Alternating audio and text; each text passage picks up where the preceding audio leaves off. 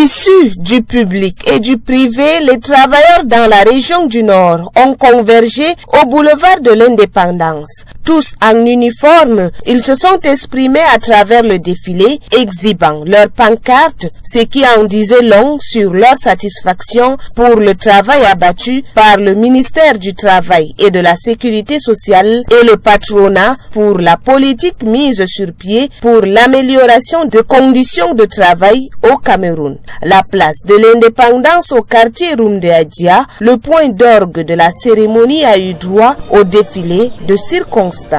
D'abord pédestre, au son de la musique de la fanfare aux gardes présidentielles, les défilants ont marqué les pas. Tous manifestant leur fierté de prendre part à ce défilé 3 ans après sa suspension pour cause de la pandémie au coronavirus. Un symbole de réussite par les organisateurs. La cérémonie était présidée par le gouverneur de la région du Nord, Jean Abaté dit. Vous savez, nous avons passé 3 ans sans fêter cette fête. Le sens que je peux donner à cette fête, c'est d'abord l'endurance que les travailleurs ont eu à subir par rapport à la pandémie de Covid-19 qui nous a sérieusement secoués. C'est pour cette raison qu'il y a eu 3 éditions qui sont passées sans être célébrées. Nous revenons sur la célébration pour magnifier le travailleur, pour dire que les travailleurs sont des acteurs premiers du développement.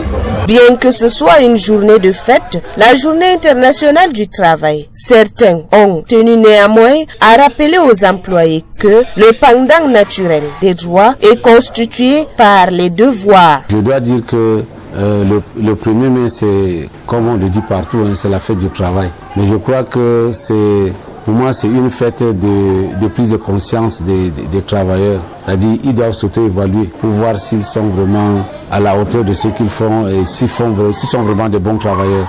Contrairement à certains qui pensent que c'est une journée de révolution. Parce que je dis toujours, le travailleur a des devoirs. Et c'est après avoir fini avec ses devoirs qu'il peut réclamer ses droits. Les administrations publiques, entreprises relevant du secteur privé et public ont vécu un grand jour. Une solennité à laquelle prenait part également le laboratoire national vétérinaire, la Navette, l'entreprise étatique spécialisée dans la production des vaccins animaux, faisait partie des défilants. Une séquence qui suivait le match qui a opposé cette structure à l'assaut de coton la veille du 1er mai. Une rencontre qui a permis au Lanavette de célébrer les talents cachés de son personnel en menant l'adversaire du jour au tir au but 5 contre 3. Moi, pour gagner un match de football, c'est pas difficile.